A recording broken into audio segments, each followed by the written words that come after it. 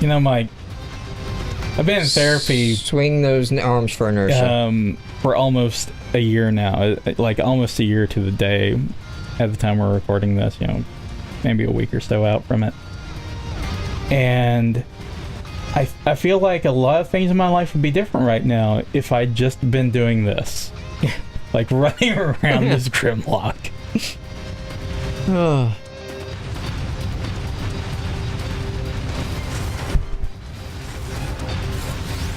I'm sure that noise is fine. Yeah, it's...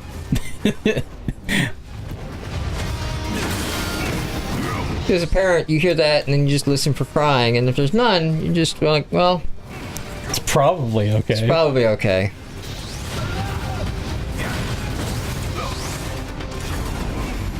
Of course, here, the cats are just as stupid to run into things. My cat believes that you can open doors by running into them full speed with her head. You mean you can't? Regardless as many times it has not worked. Like the cat I had before her, at least he had figured out to like pull the door and it'll come open. Yeah. And it's not like he ever figured out the exact, like, you have to slide it. He just knew if he kept scratching his paw at it, eventually the door will slide. So he may be there for 20 minutes annoying the fuck out of you if a cat just, you know, scratch, scratch, scratch, scratch, scratch, scratch, scratch, scratch, scratch, scratch, scratch, and you're yelling at him, cut it the fuck out.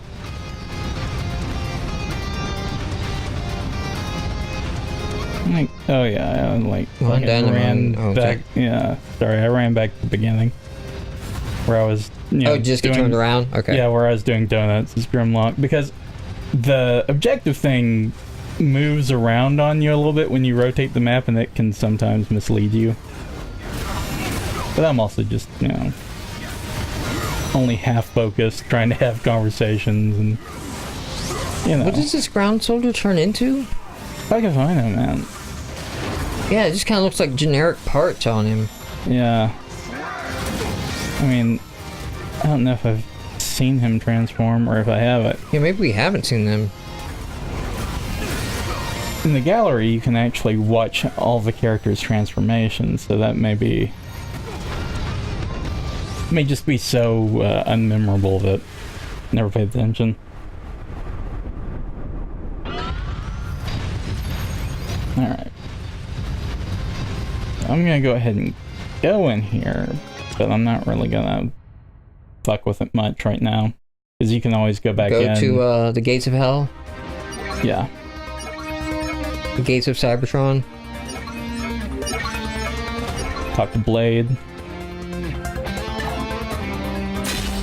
Blade Former. Blade Former saves Christmas. Are you even trying to stop them? Are you even trying?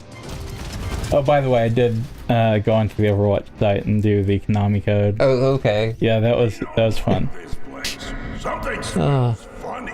I agree, old friend. Yeah, I showed that to my kids today. Darkness. I can feel Nova Prime. The goodness. Which is funny, because it was like, do you remember when I told you about the Konami code? We're like, yeah, that was the thing you showed us on the Nintendo. To bring life. They almost remembered it, so there's hope for this generation. Although PBS Idea Channel, their video this week was why are millennials ruining everything? Which is a look at, like, why is the story millennials ruin everything, you know, millennials ruined X, millennials ruined X. But sort of, instead of breaking down, like, what is a millennial and stuff like that, taking that tact at it, it was just more of, It's out there now, searching and destroying how Cybertron. the positives are spun as also the negatives. Really went bad on us? It appears so. Teletran 1, find us a way to the control room. This cargo. Well, it's a fairly common cycle, and it always bewilders me when people don't realize that they're caught in it.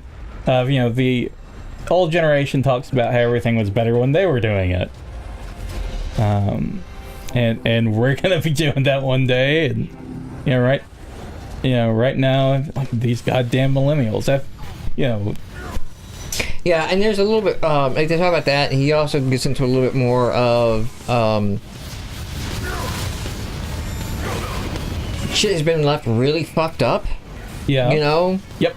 Economy crash, college debts, most polarizing time, politically, you know, and all this shit. And the idea of just fuck it all as a way of, like, resetting everything isn't unappealing, you know? Yeah.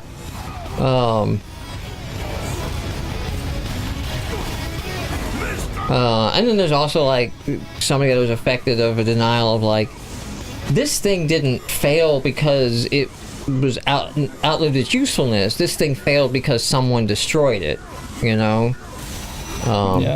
TVs didn't, you know, the cable networks aren't failing because the entertainment landscape has changed and you have more choice now. Millennials killed it. Yeah. By their entitlements, you know, to not sit there and watch forced commercials for shit they're not going to buy. Even though, you know, everyone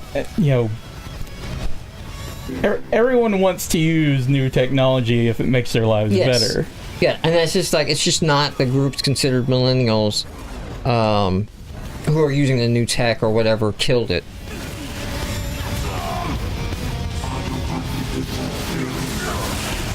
But it's also pretty funny. It's one of the better PBS idea videos.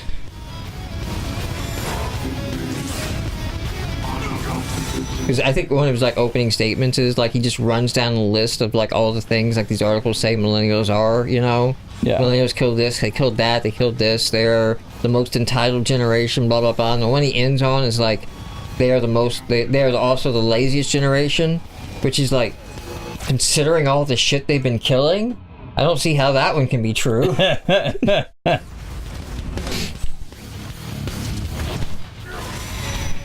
mean, it doesn't make a ton of sense. Wow, you're right. This has just been a boss rush. Yeah. No, this was Platinum padding the game again.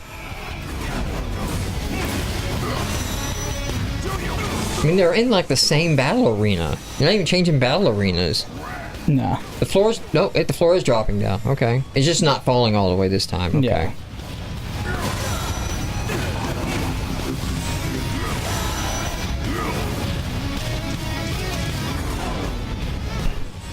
I love that we'll have a stage where the floor drops away and you can fall off, but we will put an invisible boundary at the edges so that you can't fall off that way.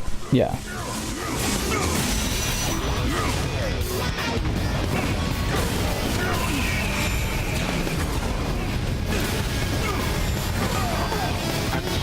Get tail whipped, bitch.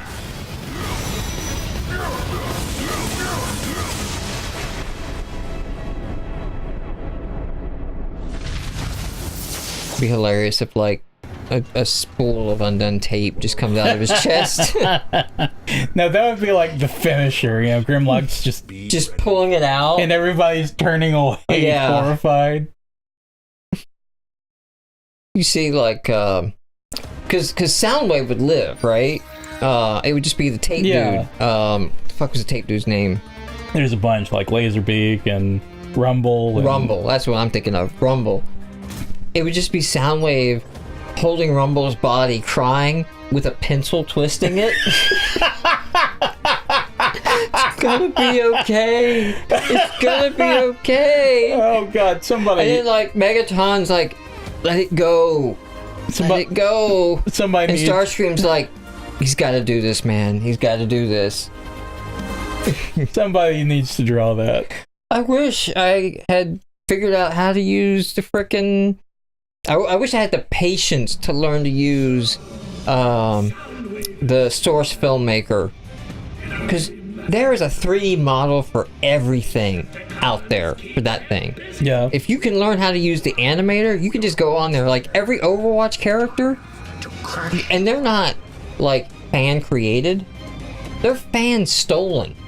Like, the people are out there, they're taking the Overwatch game, they're disassembling it, they're figuring out the models and the textures, they're breaking it down, and they're getting it converted to the Source Filmmaker format, right? Yeah.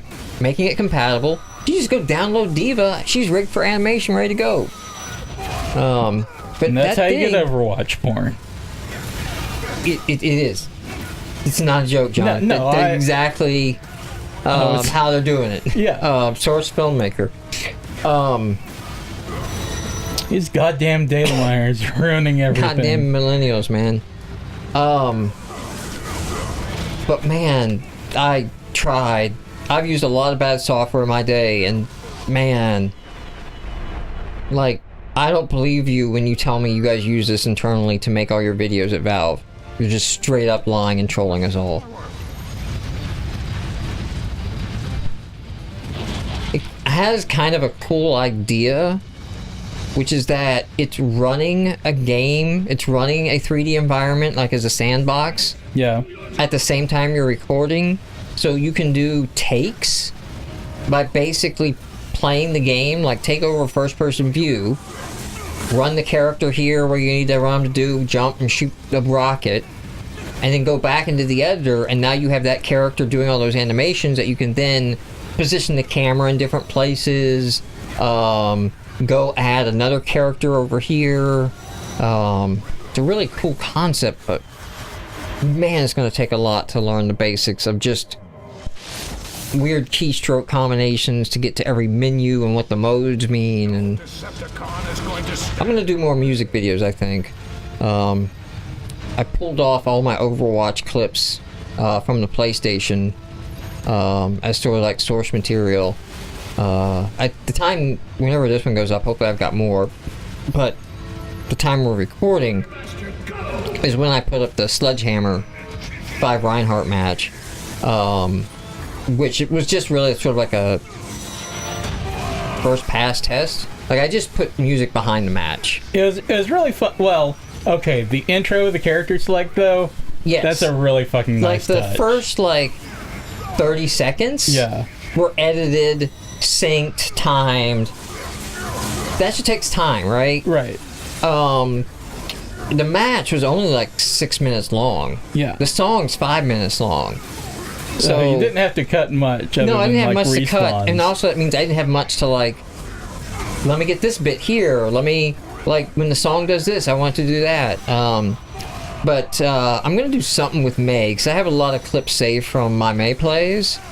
I just got to figure out what the song is, and then I was about to say, is it gonna be like a fucking Frozen song? Because no, it hasn't hit me yet. Ice Ice Baby. Yeah, something like that. That actually might be a good one, actually. Hey, if there was a problem, he'll solve it. Check out the hook while the DJ removes it. Here's the thing now. I have to go record a bunch of Lucio clips now. Because the ones that have been in my head is I'm going to take this character and that character and mix it to make it look like this character is singing or interacting with that. I want, the where I want to get to is have a sort of a small story told. Yeah. Okay.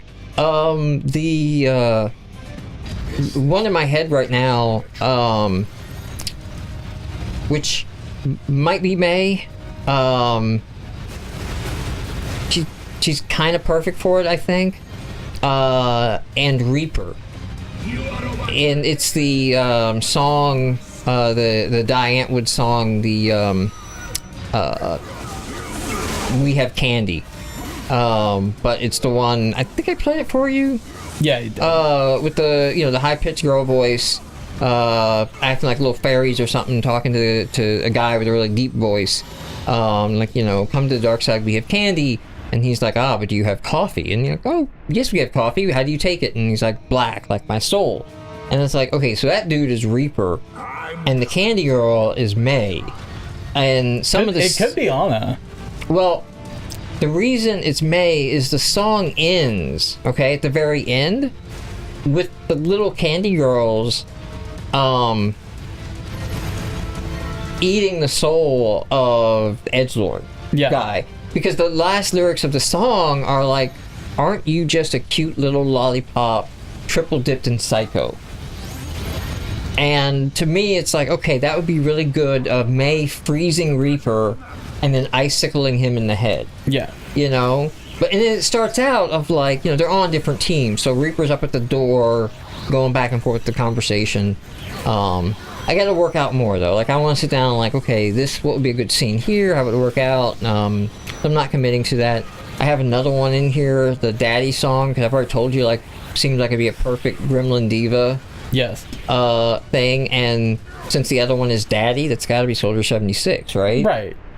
And there's even a bit in there where the girl character in it is singing how my daddy is better than your daddy and my daddy can kick your daddy's ass. And I'm just like, there just needs to be some soldier on soldier scenes at that moment, you know? Yeah. So that's kind of where I'm wanting to go with it. And hopefully I'll get some of these up in the next few weeks. They will take. What I was happy with on the one I put up is that was about an hour's worth of effort. Yeah. And during that hour, I was eating dinner too. You know, so I wasn't like fully dedicated to it, and I was kind of learning the software. So I was like, okay, I found some software that's gonna make it easy to get in there and do the kind of cut to make an AMV. That's what these are. I don't know if there's a generic term for AMV that's not anime, but that's what they are in my head. Double S. Hey. Sweet. That's a good place to end this one.